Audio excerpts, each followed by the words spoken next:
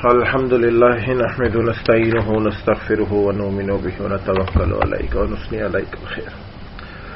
اعوذ بالله من الشيطان الرجيم. بسم الله الرحمن الرحيم. قصص الانبیاء نشست نمبر 15. انشاءاللہ آج سے پھر نشست کی ترتیب یہ ہوگی کہ اب آگے آدم علیہ السلام کے قصے شروع ہو گئے. انہیں کہاں اتارا گیا، کہاں انہوں نے کھیتی باڑی کی، کہاں ان کا پاؤں مبارک کا نشان ہے، کہاں ان کی اماں ہوا سے دنیا میں ملاقات ہوئی، کہاں وہ رہے، کس جگہ پر، کس ملک میں اتارے گئے، اماں ہوا کہاں اتاری گئی. تو وہ تمام چیزیں، وہ فوٹوز اور وہ ویڈیوز اور جو قرآن کی آیتوں میں جہاں ذکر ہے وہ انشاءاللہ پھر اب بھیجی جائیں گی. آدم علیہ السلام کا ہندوستان میں اترنا، ہندوستان جسے آج کا انڈیا بھارت کہتے ہیں، ہندوستان میں اترنا دنیا کی دوسری بڑی کنٹری آبادی پاپولیشن کے لحاظ سے ہے. تقریباً 1 ارب 114 15 یا 17 کروڑ کے لگ بھگ آبادی ہے. حضرت ابن عباس رضی اللہ تعالی عنہ فرماتے ہیں کہ حضرت آدم علیہ السلام عصر کے بعد سورج کے غروب تک کی ایک ساتھ ہی جنت میں رہے ہیں. اور حضرت ربی بن انس رحمۃ اللہ علیہ فرماتے ہیں کہ 9ویں یا 10ویں ساتھ حضرت آدم علیہ السلام کا اخراج ہوا جنت سے، اور ان کے ساتھ ایک شاخ تھی جنت کے درختوں کی جو جنت کے درخت کا تاج سر پر تھا. اور سبھی رحمۃ اللہ علیہ کا قول ہے کہ حضرت آدم علیہ السلام ہند میں اتارے. آپ علیہ السلام کے ساتھ حجرہ اسود بھی تھا جو جنتی درختوں کے پتے تھے جن کو ہند میں پھیلا دیا. پھر اس سے خوشبودار درخت پیدا ہوئے. حضرت ابن عباس رضی اللہ تعالی عنہ فرماتے ہیں کہ جناب حضرت آدم علیہ السلام ہندوستان کے وجنا شہر میں اتارے. پھر حضرت آدم سخت پریشان تھے تو حضرت جبرائیل نے آ کر اذان دی. تو اذان میں جب حضرت آدم نے حضرت محمد صلی اللہ علیہ وآلہ وسلم کا نام مبارک سنا تو آپ علیہ السلام کو بڑی تسلی ہو گئی. حضرت اماں ہوا علیہ السلام جدہ میں اتاری گئی. حضرت حسن بصری رحمۃ اللہ علیہ فرماتے ہیں کہ حضرت اماں ہوا علیہ السلام جدہ میں اتاری اور ابلیس بصرہ سے چند میل کے فاصلے پر سستان میں پھینکا گیا اور سانپ اسفان میں. اچھا، یہ اماں ہوا علیہ السلام کے حوالے سے جو بات ہے کہ اماں ہوا علیہ السلام کو جدہ میں اور آدم علیہ السلام کو کدھر، اس جگہ پر کہ ہندوستان جسے ہند کہا جاتا ہے، اور جو ابلیس تھا اسے کہاں، سستان. آواز آ رہی ہے؟ وعلیکم السلام. جی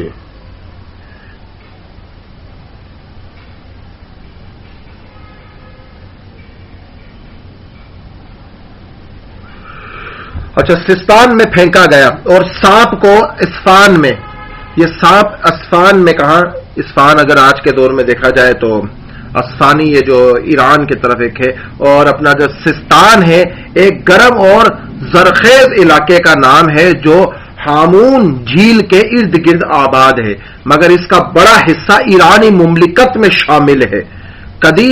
اس قدیم نام کو اپنا سکستانہ یا سرزمین سکسکیس کہا جاتا ہے. اور یہ کہاں ہے؟ ایران کے تقریباً حصے میں اس کا حصہ کچھ شامل ہے. اور سانپ کو جس کے منہ میں بیٹھ کر ابلیس آیا تھا اسے اسفان میں پھینکا گیا، اور اسفان کے اندر سانپ کو پھینکا گیا.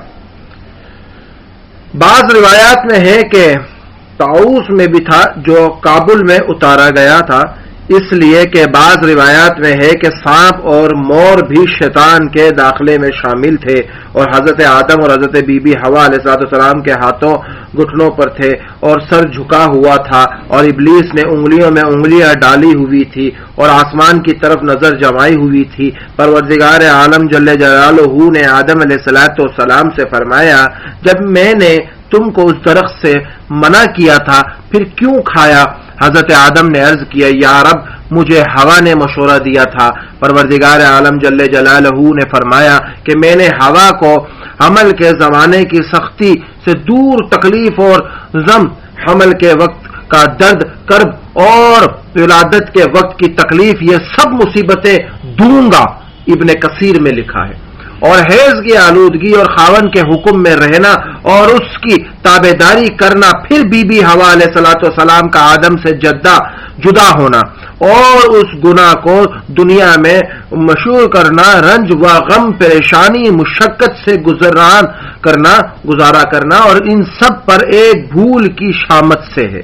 یعنی کہ جو آدم سے بھول ہوئی اس کی بدولت اللہ نے ان پر یہ تکلیفیں دی کہ اب تمہیں یہ سہنا ہے کہ تم نے ایک بھول کی ہے، تم دنیا میں جانا ہوگا. اور اماں تم نے کیوں کھایا آدم؟ تو آدم نے کیا کہا؟ مجھے تو اماں ہوا نے لا کے دیا، انہوں نے مشورہ دیا تھا، انہوں نے مجھے آمادہ کیا کھانے پر. تو کہا میں اماں ہوا کو حمل کی سختی اور درد، تکلیف، حمل کے وقت کا درد، کرب اور ولادت کے وقت کی تکلیفیں، سب مصیبتیں دوں گا. اور یہ ابن کثیر میں لکھا ہوا ہے. اور حیض کی آلودگی اور خاون کے حکم میں رہنا ہوگا، کیونکہ جنت میں اماں ہوا نے آدم علیہ السلام کو آمادہ کیا کھانے پہ. تو اللہ کہہ رہے ہیں اب عورت کو مرد کی کس میں تابع داری میں رہنا ہوگا. اور یہ پیغام پورے عالم کے لیے تھا کہ آج کی عورت کو بھی خاون کی تابع داری میں رہنا ہے. اس سے ہی اس کے ثواب کی کیفیت بڑھ جائے گی، ثواب کا درجہ بڑھ جائے گا اس سے ہی. اور اسی لیے اللہ سبحانہ تعالیٰ نے نبی کے ذریعے کہلوایا کہ اگر دنیا میں دوسرا سجدہ ہوتا تو عورت کو حکم ہوتا کہ وہ شوہر کو کرے، مگر شرک کی وجہ سے اللہ نے منع فرما دیا. اور پھر یہ سارے جو تکلیفیں، رنج، غم، محبت، مشقت، محنت، مشقت سے جو تمام جو تکلیفیں ہیں، یہ ایک بھول کی وجہ سے شامت آئی ہے. پروردگار عالم جل جلالہ نے فرمایا اے آدم میں نے تجھے کہا تھا کہ شیطان تمہارا دشمن ہے، جیسا کہ فرمان سورہ طٰہٰ میں ہے. ہم نے کہہ دیا اے آدم یہ تیرا اور تیری بیوی کا دشمن ہے، خیال رکھنا کہیں تم دونوں کو جنت سے نکال نہ دے، پھر مشقت میں پڑ جاؤ گے. یہاں جنت میں تو کھانا پینا بغیر مشقت اور محنت کے ہے، یہاں نہ بھوکے رہو گے نہ پیاسے، نہ بھوک پیاس آ جائے گی. اب یہ تو آدم کو کہا جا رہا ہے کہ یہ تمہیں جنت سے دنیا میں نہ پھینکوا دے، اور انسان کو دنیا میں بتلایا جا رہا ہے آپ علیہ السلام کے ذریعے کہ دیکھو دنیا سے جہنم میں نہ پھینکوا دے، تمہیں واپس اس جنت کی طرف آنا ہے. رابعہ میوٹ پہ لگاؤ. واپس جنت کی طرف آنا ہے. کس جنت کی طرف؟ جس کا وعدہ ہے، جو ہم تمہیں دیں گے. سرور کائنات صلی اللہ علیہ وآلہ وسلم نے ارشاد فرمایا حضرت آدم گندمی رنگ کے تھے. یہ آدم علیہ السلام کا حلیہ کے بارے میں ذکر ہو رہا ہے. حضرت آدم گندمی رنگ کے تھے، لمبے لمبے بالوں والے، بڑے قد و قامت والے، اور زیادہ بال تھے، اسی وجہ سے درختوں میں الجھ گئے. تفسیر ابن کثیر میں لکھا ہے کیا؟ درختوں میں الجھ گئے، گندمی رنگ والے، لمبے لمبے بالوں والے، لمبے قد و قامت والے. جو آدم علیہ السلام کا ہم نے پچھلی نشست میں، کل کی نشست نمبر 13 میں، تقریباً نہیں 14 میرے خیال سے تھی، 14 میں جو ذکر کیا تھا کہ آدم علیہ السلام جب وہ وہاں سے بھاگنے لگے، جب ان پہ شرمگاہیں ظاہر ہو گئی تو وہ درخت میں ان کے بال الجھ گئے. تو کیا کہا؟ چھوڑ مجھے جانے دے. تو اللہ نے جب ندا فرمائی کہ کیا ہوا، ہم سے بھاگتے ہو، کہاں جاؤ گے بھاگ کر، ہم سے بھاگتے ہو. تو ابن عسکر رحمت اللہ علیہ نے حضرت ابن عباس رضی اللہ تعالیٰ عنہ کی روایت کی ہے کہ جنت سے نکلنے کے بعد آدم نے جس قدر ذریعہ ورزی کی تمام انبیاء، آدم علیہ السلام، حضرت داؤد کا ذریعہ بھی اس کے ساتھ کریں، پھر بھی حضرت آدم کا اپنا گریا ورز، اپنا لفظ ہی کٹا ہوا ہے، نہیں آ رہا، کسی کو لفظ آ رہا ہو تو مجھے بتا دینا، جس میں کٹا ہوا ہے تھوڑا سا شاید. اپنا گریا وزاری زیادہ ہو گئی. اور بہقی رحمت اللہ علیہ نے شعیب الایمان میں حضرت اپنا بریدہ رضی اللہ تعالیٰ عنہ سے معرفن روایت کی ہے کہ اگر برابر کیے جائیں آنسو آدم کے ساتھ تمام اولاد کے تو حضرت آدم کے آنسو زیادہ ہوں گے، اور حضرت آدم علیہ السلام نے دنیا میں آ کر سب سے پہلے بھائی کا میوہ کھایا تو پیٹ میں درد ہوا، پھر نہایت ہی حیران ادھر ادھر پھرنے لگے، معلوم نہ تھا کہ یہ تکلیف کیسے رفع ہوگی۔ حضرت جبرائیل آئے تو قضائے حاجت کا طریقہ بتایا، جب آپ کو براز میں بدبو محسوس ہوئی تو پھر اور زیادہ اپنا گریہ وزاری شروع کی اور 70 دن روتے رہے، کیونکہ جنت میں منہ کی خوشبو سے میوے ہضم ہوتے تھے۔ وہ جو ذکر آتا ہے نا اکثر سنتے ہیں، جنت میں انسان جتنا کھائے گا ایک ڈکار رہے گا، سب کچھ ہضم ہو جائے گا، تو جنت میں تو ایسے ہوتے تھے، مگر جو کھایا اس کے لیے تو قضائے حاجت کرنی تھی، تو جبرائیل نے آ کے طریقہ بتلایا انہیں۔ اس حدیث کو ازاکی رحمت اللہ علیہ نے تاریخ مکہ میں، جندی رحمت اللہ علیہ نے فضائل مکہ میں، اور بہقی رحمت اللہ علیہ نے کتاب الاوات میں، حضرت بردان نے اسے الگ روایات میں نقل کیا ہے، اور حضرت امام عبد المجید رحمت اللہ علیہ نے اسے ذواق میں اور حضرت ابن عباس سے نقل کی ہے کہ حضرت آدم 2 سال اپنی توبہ کی فکر و غم میں رہے اور یہ وزاری کرتے رہے، اور ایک دن کف دستک اپنی پیشانی پر رکھا اور ایک سیکنڈ یار یہ پرنٹنگ آدھے لفظ کٹے ہوئے، میں پھر اس کو نیٹ سے ڈاؤن لوڈ کر کے دیکھتا ہوں۔ حضرت جبرائیل تشریف لائے، حضرت آدم کی دیکھ کر پھر رونے لگے، اور حضرت آدم علیہ السلام سے عرض کیا اس قدر کیوں روئے ہو؟ حضرت آدم نے کہا کہ آسمان کی بلندی سے مجھے زمین کی پشتی پر ڈال دیا گیا اور نارے مقدمات سے یہ زوال میں گرایا، اور نعمتوں کے گھر سے نکال کر رنج اور غم پریشانی اور دنیا میں بھیج دیا، مقام جاوید سے فنا کے مقام پر لایا گیا۔ پھر حضرت جبرائیل نے خدا کے دربار میں حضرت آدم کی فریاد پہنچائی، پروردگار عالم جل جلالہ نے فرمایا میری رحمت میرے غضب پر غالب ہے۔ حضرت شاہ حکیم اختر صاحب رحمت اللہ علیہ اپنی کتاب میں لکھتے ہیں کہ اللہ کے عرش کے سامنے لکھا ہے سبقت رحمت اللہ غضبی، میری رحمت میرے غصے پر غالب ہے۔ اور آدم رو رہے ہیں کس چیز پر؟ کہ دنیا میں مجھے اس جگہ بھیج دیا گیا جہاں تکلیفیں پریشانیاں ہیں، جنت میں یہ نہ تھی۔ تو آج جس دنیا کی طلب میں ہم لوگ لگے ہیں، اس کے بارے میں کہا جاتا ہے کہ ہم اس دنیا میں سکون تلاش کرتے ہیں جہاں آدم کو اپنی بھول سدھارنے کے لیے بھیجا گیا تھا، سزا کے طور پر بھیجا، اور انہوں نے توبہ کی تو پھر اللہ کے پاس یہ بات پہنچائی گئی کہ آدم علیہ السلام روتے۔ وعلیکم السلام۔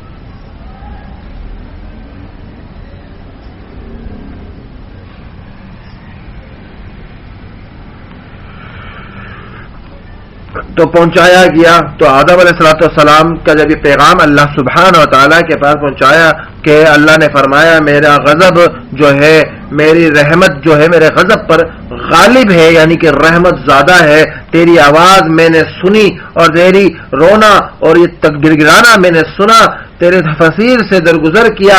بعض روایات میں ہے کہ حضرت آدم علیہ السلام کو زمین پر اتارا گیا تو 40 دن تک رنج و غم نہ کھایا نہ پیا، 300 سال مسلسل روتے رہے، گڑگڑاتے رہے، گریہ وزاری کرتے رہے، اور آخر کار گناہ اور رنج و غم سے حضرت آدم علیہ السلام کا رنگ مبارک سیاہ ہو گیا تھا۔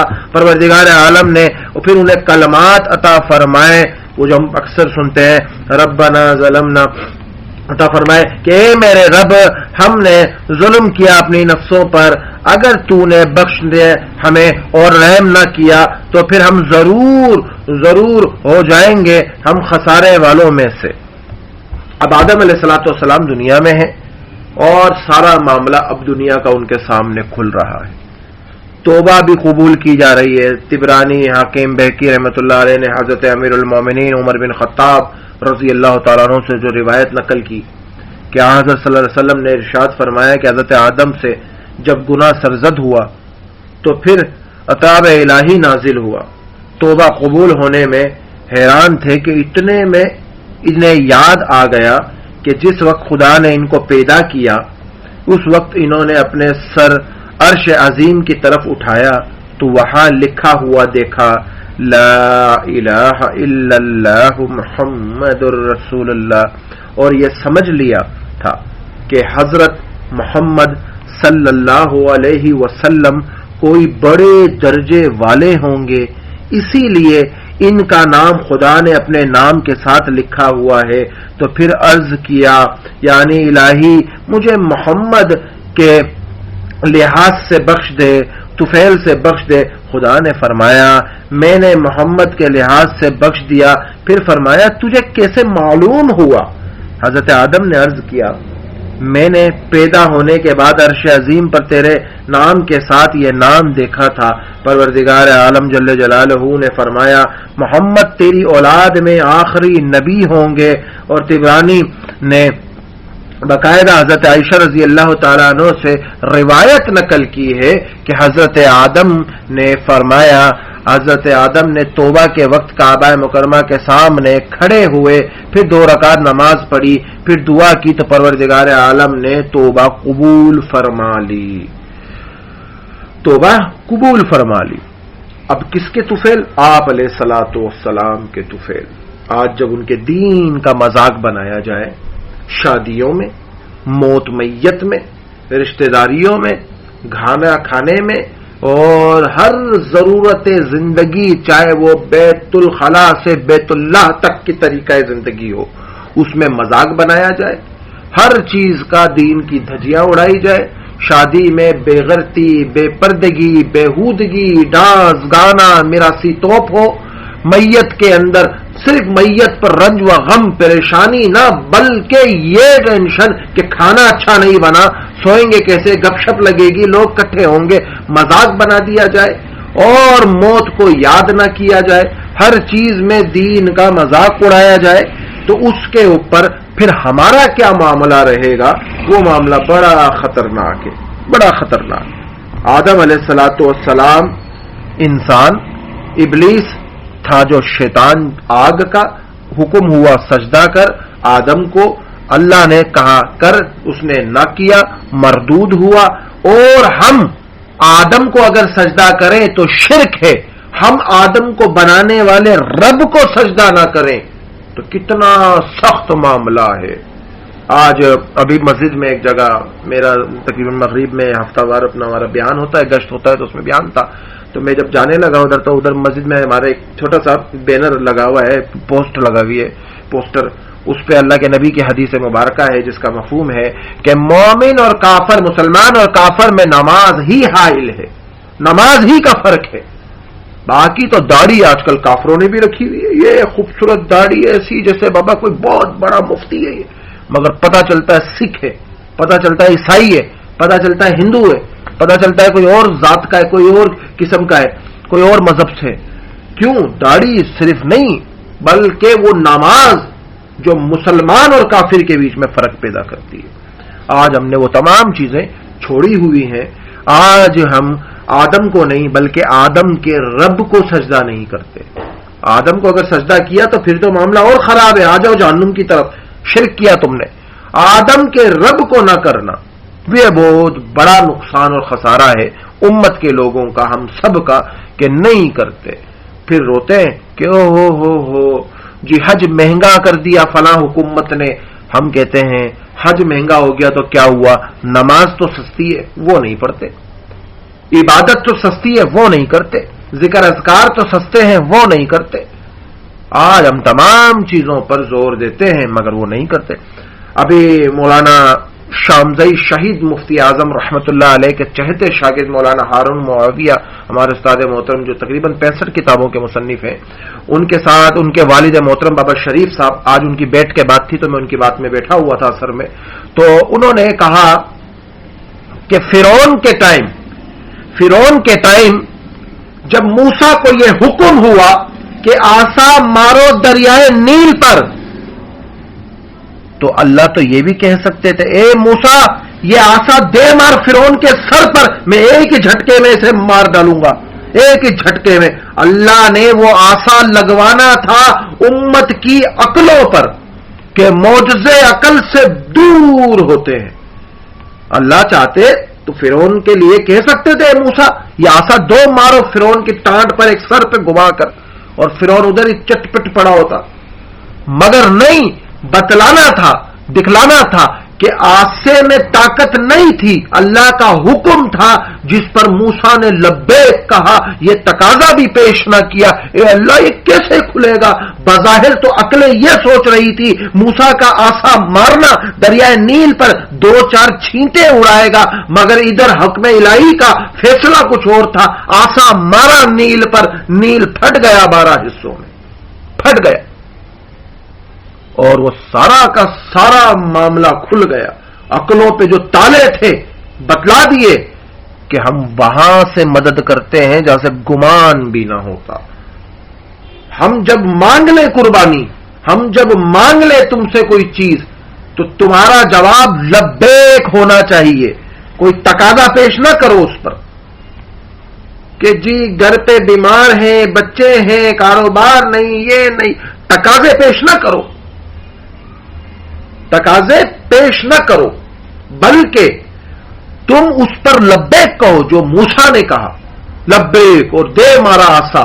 لوگوں نے جو دیکھا چند چھینٹیں اچھلیں گے, مگر اللہ نے دریائے نیل کو ہی پھاڑ دیا. یہ بتلانا تھا امت کو, یہ دکھلانا تھا امت کو. حضرت آدم و حوا علیہ الصلوۃ والسلام کی عرفات میں ملاقات, توبہ قبول ہونے پر حضرت آدم عرفات میں آئے اور بی بی حوا بھی جدہ سے عرفات پہنچی. دونوں کی توبہ قبول ہوئی. گناہ کی وجہ سے اور رنج و غم اور وزاری کی وجہ سے رنگ سیاہ ہو گئے تھے, ایک دوسرے کو پہچان نہ سکے, تو جبرائیل نے تعارف کروایا, اس لیے اسے میدان عرفات کا نام مشہور ہوا. میدان عرفات کا نام اس سے مشہور ہوا. اب جو اہم چیز ہے کہ آدم علیہ الصلوۃ والسلام کو اتارا کہاں گیا, جو بہت ہم لوگ سنتے آئے ہیں, مگر اس کے بارے میں بابائے آدم کہاں اتارے گئے, کہاں اتارے گئے, آدم کہاں اتارے گئے. 8 مفسرین کے 6 اقوال ہیں, 8 مفسرین کے 6 اقوال ہیں. نمبر ایک تفسیر ذرائع منصور کے مصنف نے البات البہوت میں تفسیر کے ذیل میں لکھا ہے کہ آدم مکہ اور طائف کے درمیان موجود وجنا نامی علاقے میں اتارے گئے. نمبر 2 بعض مفسرین کا کہنا ہے حضرت آدم صفا کی پہاڑی پر اتارے گئے. نمبر 3 حکم الہی میں کوتاہی کی وجہ سے حضرت آدم کے جنت سے نکلنے کا وقت آیا, تب آپ نے حضرت اما حوا کا ہاتھ تھام کر کہا چلو غربت اور بے کسی کا وقت آن پہنچا. اس وقت جبرائیل نے فرمایا, کہا کہ تم دونوں الگ ہو جاؤ, یہاں اللہ تعالیٰ کا حکم ہے دونوں کو دنیا میں مختلف مقامات پر اتارنا. یہ سنتے ہی آدم نے ہوا کا ہاتھ چھوڑ دیا.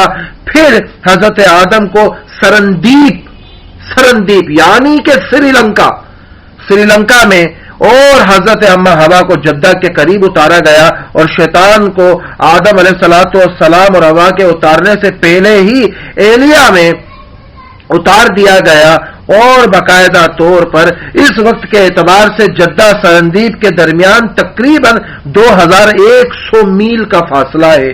2100 میل کا فاصلہ تھا, اور حضرت آدم کی جنتی زبان عربی تھی لیکن وہ ان کو بھلا دی گئی. اس کے عوض آپ کو سریانی زبان عطا کی گئی. بعض جگہوں پر جب آپ نے توبہ قبول ہو گئی, کر لی گئی, تو پھر آپ کو زبان عربی عطا کی گئی. پھر جب حضرت آدم حکم الہی پر حج کے لیے تشریف لے گئے تو آپ صلی اللہ علیہ وسلم کی ملاقات اپنا مسفولہ کے مقام پر اما حوا سے ہوئی. اسی وجہ سے اسے قربت والی جگہ بنتا ہے, اور جدہ سعودی عرب کا سب سے بڑا شہر ہے. اس کی آبادی 16 لاکھ ہے, اور تقریباً اقوال نمبر 4 حضرت عبداللہ بن عمر رضی اللہ تعالیٰ عنہ فرماتے ہیں حضرت آدم کو ہندوستان میں اتارا, پھر مکہ تشریف لے گئے, سے شور تشریف لے گئے, اور پھر وہاں انتقال ہوا، اور حوالہ طبرانی میں اس کا ذکر مل جائے گا، اور اس کے بعد شام تشریف لے کر وہاں انتقال ہوا۔ اور نمبر 5 تاریخ کے اعتبار سے دیکھا جائے تو ہندوستان کے علاقے اپنا سیلیون کے جزیرے سرندیپ میں بوز نامی پہاڑ پر آدم کے قدم کے نشانات ملتے ہیں۔ بعد میں یہ پہاڑ سری لنکا کے حصے میں آ چکا۔ اور نمبر 6 میں علامہ طبری نے ابو نعیم سے لکھا کہ حضرت ابو ہریرہ نے بیان کیا ہے کہ رسول اللہ صلی اللہ علیہ وسلم نے ارشاد فرمایا، نزول آدم، حضرت آدم ہندوستان میں اتارے تھے۔ ابن عسکر نے ایک اور روایت بھی نقل کی ہے، حضرت آدم جب زمین پر بھیجے گئے تو انہیں ہندوستان میں اتارا گیا۔ ہندوستان سرندیپ اور بوز نامی پہاڑ جو سرندیپ کا تھا، ان جگہوں کے زیادہ اقوال ملتے ہیں کہ یہاں اتارے گئے، پر زیادہ اسٹرانگ یہی ہندوستان کا واقعہ ہے، اور ان کے پیر کا نشان اس وقت سری لنکا میں ہے۔ اور ابن بطوطہ نے جب ادھر کا چکر کیا تو اس کا بھی انشاءاللہ آگے ذکر آ جائے گا، اور ان کی میں فوٹوز بھی بھیج دوں گا اس نشان کی اور ان چیزوں کی۔ علامہ طبری اور ابن عسکر کی بات سے معلوم ہوتا ہے حضرت آدم کو ہندوستان میں اتارا گیا۔ ہندوستان میں ان کا اترنے کا جو معروف مقام ہے وہ جزیرہ سرندیپ ہے، یہ اب سری لنکا کا حصہ بن چکا ہے۔ اس پہاڑ کی چوٹی پر حضرت آدم کے قدم مبارک کا نشان اب بھی موجود ہے۔ روزانہ رات کے وقت اس نشان پر بجلی جیسی چمک دکھائی دیتی ہے، حالانکہ اس وقت آسمان پر بادل کا نام و نشان نہیں ہوتا اور روزانہ اس نشان مبارک پر بارش کا ہونا لازمی ہے، اور جو اس نشان کو دھوتی ہے۔ مقامی مسلمانوں کے نزدیک حضرت آدم کے پاؤں کا نشان ہے۔ جب بدھ مت کے پیروکار جو بدھ مت کو مانتے ہیں، بدھسٹ لوگ، وہ کہتے ہیں کہ یہ مہاتما بدھ گوتم کا نشان ہے، خیال کرتے ہیں، اور ہندوؤں سے اسے اپنے دیوتا سے منسوب کرتے ہیں۔ اور یاد رہے کہ سری لنکا کی آبادی اکثریت بت لوگ ہیں جو بتوں کو مانتے ہیں، بدھسٹ ٹائپ کے لوگ، جبکہ مسلمانوں کی آبادی 10% ہے، اور تامل ہندو 25% کے لگ بھگ ہیں، جنہوں نے 15-20 سال تک سری لنکا کے شمالی مشرقی تامل ایلام کے نام سے ایک ہندو ریاست قائم کرنے کے لیے خون ریز گوریلا جنگ لڑی، اور حال ہی میں وہ جنگ کا راستہ ترک اور کولمبیا حکومت سے اپنے حقوق کو لانے پر آمادہ ہوئے۔ سرندیپ میں اسلام 1 صدی ہجری میں وارد ہوا تھا، اور سرندیپ سری لنکا میں عرب تاجر بعد ہو گئے، اور جن کے فوت ہونے پر ان کی بیوی بچے بصرہ چلے جاتے تھے، اور اپنا دبیل کے قریب بحری ڈاکوؤں نے انہیں لوٹ کر قید کر لیا تھا۔ اس پر گورنر عراق حجاج بن یوسف نے محمد بن قاسم کو لشکر دے کر بھیجا تھا، جنہوں نے سندھ تک کا علاقہ فتح کر لیا تھا۔ سن 93 ہجری عیسوی 712 ان دونوں سری لنکا کی آبادی میں 10% مسلمان ہیں۔ سری لنکا کی چوٹی پر موجود آدم کا پیر کا نشان مبارک مشہور مسلمان سیاح ابن بطوطہ اپنے سفر میں لکھتے ہیں، میں نے جزیرے میں گیا، اس جزیرے پر تو میرا اصل مقصد حضرت آدم کے پیر کی زیارت کرنا تھا۔ اس جزیرے کے لوگ حضرت آدم کو بابا اور اما حوا کو ماما کہتے ہیں۔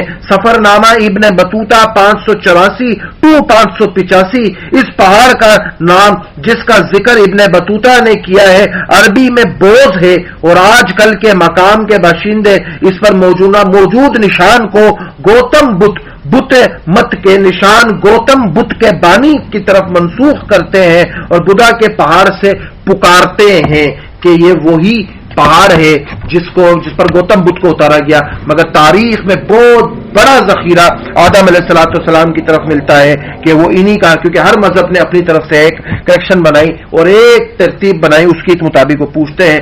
سری لنکا کی چوٹی کی دور سے جو کئی فوٹویں لی گئی وہ بھی انشاءاللہ میں بھیج دوں گا۔